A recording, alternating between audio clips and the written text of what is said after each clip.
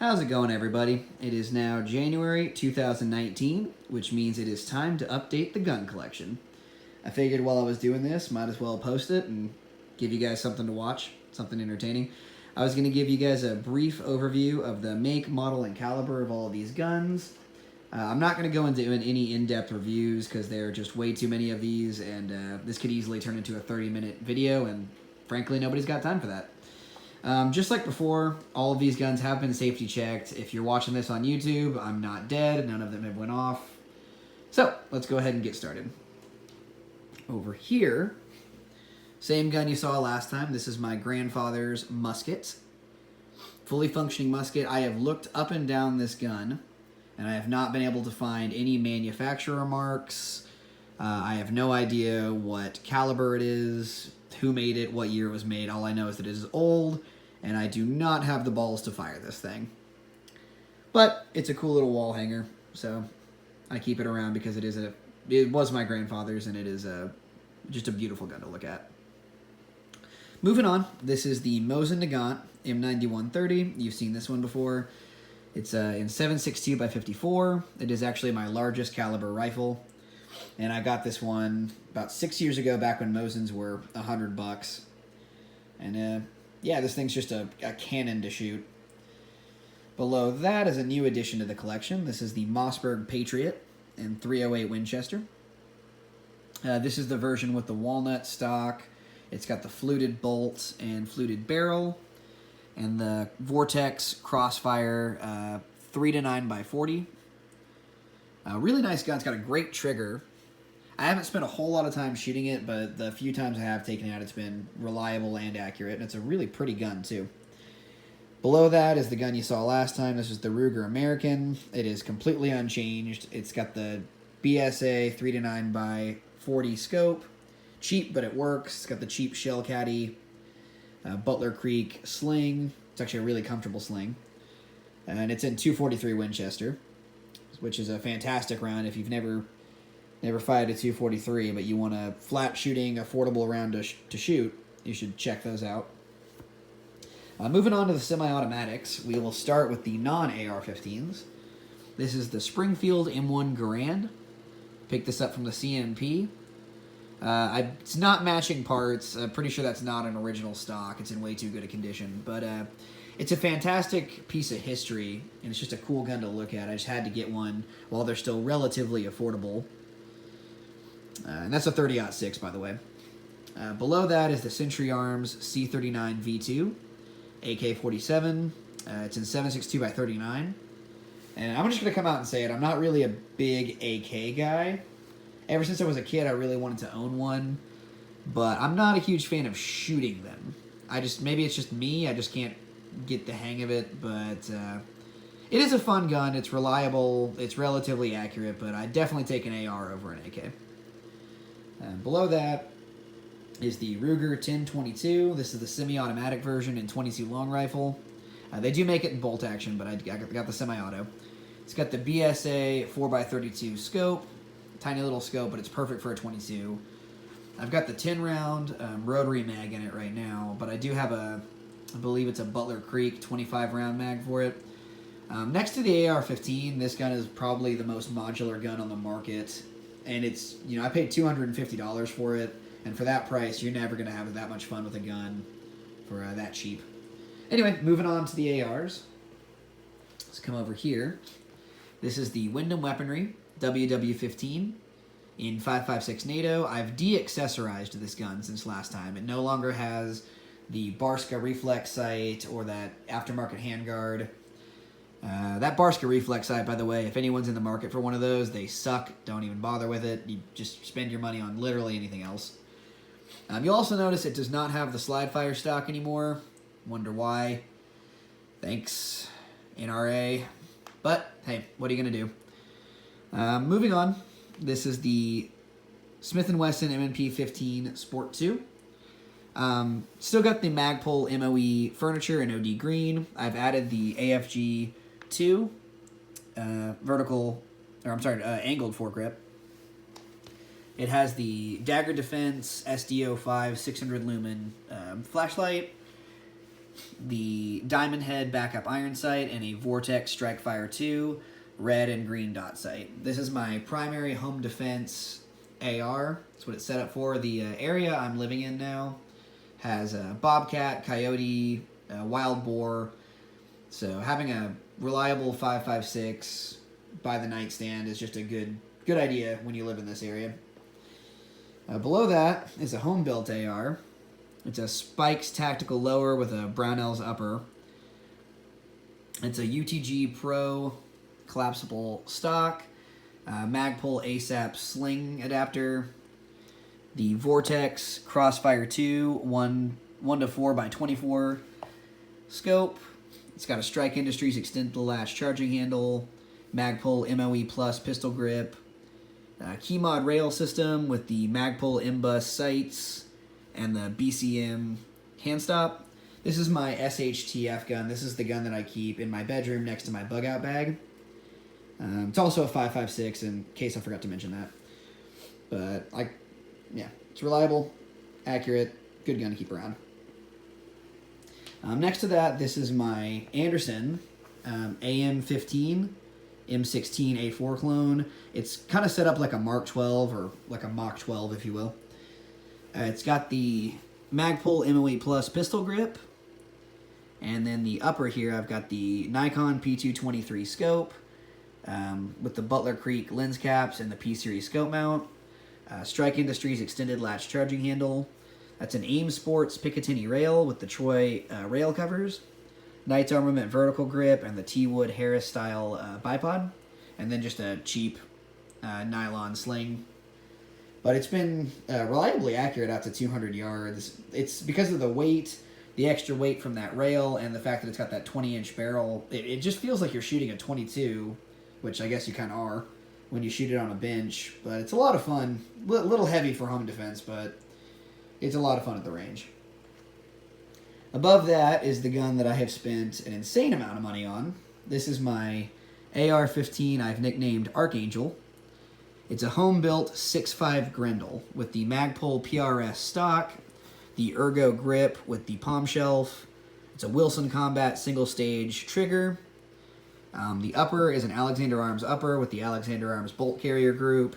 It's got a POF Archangel extended latch ambidextrous charging handle. That's kind of a mouthful. That's a Vortex Viper 4-16 by 50 with the Team Worn scope mount. Midwest Industries free float rail with the Troy battle covers. Harris S-Series bipod with the Picatinny rail adapter. And that's a Schillen match grade barrel with a 2-inch Millennium compensator. Like I said, it's a 6.5 Grendel, so the price of ammo is a bit high. It's about $1 a round right now, but for ballistically speaking, it is just absolutely fantastic. As long as you can afford the ammunition. If you reload, even better. I don't, but moving on to the shotguns. This is the Maverick 88 pump action 12 gauge. It is a really affordable home defense shotgun. It's made by Mossberg in Eagle Pass, Texas. Don't let the price scare you. You can find these things for $189 at Academy, but for that price, it is a really, really reliable shotgun. It's never given me any trouble at all. So if you're looking for powerful home defense on a budget, this gun right here will serve you well. Above that is my Mossberg 500. It's a pump action 12 gauge. It was also the very first gun that I ever purchased. I got it the night of my 18th birthday. It's got a buttery smooth action, never given me any trouble at all. I use this primarily for skeet shooting, but it would make a good bird hunting gun if you were so inclined. Above that is my grandfather's. This is the Browning Lightning over-under 12 gauge, and he left this to me a few years ago. It's in pristine condition. It's got beautiful bluing, beautiful laminate wood. It's got that gold trigger. The engravings on it are flawless. And because of that, this one is the definition of a safe queen. I only take this thing out maybe once a year, put maybe 25 rounds through it, clean it, put it right back in its case. I got that towel wrapped around it. My grandfather was my hero growing up, and having this, piece of him to remember him by, I want to keep it in this pristine condition so someday I can give this to my grandson. Moving on to the revolvers. This gun actually sits in my bug out bag. This is my Ruger GP100 in 357 Magnum. It's double action. And anyone who watched my last video would know that I actually had 2 of these. The other one belonged to my buddy. And when he sold it to me, I told him that if he ever decided he wanted it back, that if he gave me my money back, I would give him his gun back, no questions asked. And one day he gave me a call and said, "Is that offer still good?" So yeah, I sold it to him. But these Rugers are tanks. If you're looking for a double action 357, this thing will handle plus P, it'll hand loads, you know, whatever. This thing's like a dragon, and it's just super fun to shoot. Below that was my grandfather's favorite gun. He left it to me when he passed away. It was his Ruger single 6 in 22. It's got the 22 long rifle cylinders in it right now, but it actually has a second cylinder that allows it to chamber the 22 Magnum. This is what he kept on him. He did a lot of gardening, and this is what he kept on him for pest control, you know, protect himself from, you know, rattlesnakes or possum or whatever. But it's a fun little gun. I don't shoot it all that much because it was his and I want to keep it in good condition. Below that is my Ruger New Vaquero. I still don't know how to say it.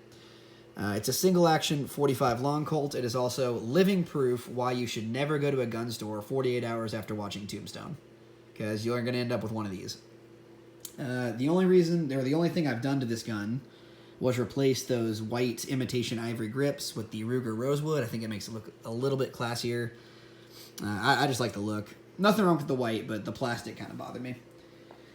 Moving on to handguns, we'll start over here. These are my 6 9mm. Let's start over here with the 6-hour P226 Legion with the PL Mini Valkyrie from Olight. This is my bedside gun. And for the money, this is the best gun I own, or my best handgun at least. I love this gun to death. I'll never part with it. This is, like I said, this is the one that sits next to my bedside in case you hear a bump in the night. Below that is my Sig Sauer P229 Legion. It's essentially the same as the 226. The only difference is the shorter barrel. Like you can see there, it's a little bit shorter. 15-round double stack magazine. I bought this as a carry gun. It is a full steel frame, so it is a little heavy, so I don't really carry it all the time. But whenever I do, I never feel undergunned. It's a fantastic gun. Again, the value is phenomenal. Below that is the Beretta 92 FS. The only thing I've done to this gun was I replaced the factory plastic grips with the Beretta walnut ones. I think it looks really, really good. It feels great in the hand. And if you're looking for a really good full-size 9mm handgun that isn't overly expensive, I've yet to find one from the factory that's better than the Beretta. It's reliable, it's easy to maintain, it's a great shooting gun. Let's be honest, not everybody can afford to go out and buy a $1,400, $1,500 pistol like these SIGs. This one I picked up for $650 at an academy, and it's been smooth sailing ever since. I love this gun. Up here is the very first handgun I ever got. This is a Smith & Wesson M&P 9 with the Olight PL2 Valkyrie, the 1200 lumen weapon light. It's a fantastic pistol, really accurate. The only complaint I would have is that trigger. It's really grindy. I don't like that disjointed feel to it. But that's the only complaint. Otherwise, it's a perfectly reliable gun, very accurate. And with that weapon light there, it's a good home defense option. Down here is my primary carry gun. It's undergone a few changes since the last time I posted a video. This is the Smith & Wesson M&P 9 Shield. And I have added the Talon rubberized grip tape, the Hive Industries +2 extended magazine plates, extended magazine release, the Monarch trigger, the Hive Industries slide plate, and then the Ameriglow tritium night sights. For a home defense, or for a concealed carry gun, night sights are almost a must, and the gun did have the same trigger as this M&P up here. And while, yeah, you can train around it, I figured I'd rather train with a trigger that I like rather than one I didn't, so I made the upgrade.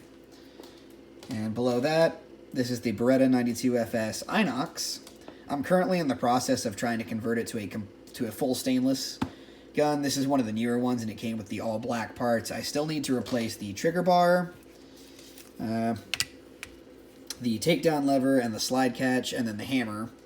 But I've done the safety decocker, the trigger, the magazine release, and let's see what's up here, the guide rod. But aside from that, it's almost identical to the 92FS over here. Only difference is it comes with some rubberized grips rather than the plastic ones. The finish, obviously, and then the sights on it are a red 3-dot system instead of the white. But aside from that, it's completely the same. Moving on to my non-9mm, this is the Colt Mark IV Series 80 government model, 1911 in 45 ACP. I've polished up the slide and taken out some of those scratches. It's got a mirror shine now. It's just a beautiful gun, super fun to shoot. It's super, super accurate. Below that is my Jericho 941 in 45 ACP. If you'll notice, I used to have a Glock 23 in 40 Smith. I sold it because I wasn't really a fan of 40. Didn't hate it, you know, not as bad as James Yeager, but I never ended up using it. I just didn't really have a place for it. So this is now one of those rare collections on YouTube that doesn't feature a Glock. So think of that what you will. But this IWI Jericho, it's got a really cool design. It's a full steel frame, so that weight really helps counteract the recoil from the 45. It's got a low bore axis, so it's reliably accurate. It's just a really cool gun to have, and it's a fun gun to shoot. Below that is my Ruger Mark IV in 22 long rifle. Cool looking gun. It's got the bull barrel. But aside from that, it's pretty standard. This is as close to a laser gun as I am ever going to get. I've shot water pistols that have more recoil, and because this is the Mark IV, it has this little button on the back that allows this gun to take down essentially like an AR-15. So if you've ever been in the market for a 22 pistol and you were looking at the Ruger Mark series, but thought that the takedown was just too much of a pain in the ass, the Ruger Mark IV might be the perfect gun for you. And last but not least is the newest gun to my collection. This is the Smith & Wesson M&P Bodyguard and 380 with the Crimson Trace laser sight. I was never a huge fan of 380, but sometimes I go to work, I gotta tuck in my shirt, I can't carry some of my bigger guns without open carrying them, which I don't want to do. So this is a truly pocketable gun, nice and easy to conceal, and at the end of the day, I would rather have 7 rounds of 380 auto over 0 rounds of anything else. So it serves a purpose. Anyway, that was my gun collection. Hope you enjoyed it. Leave a like, comment, concern. Thanks for watching.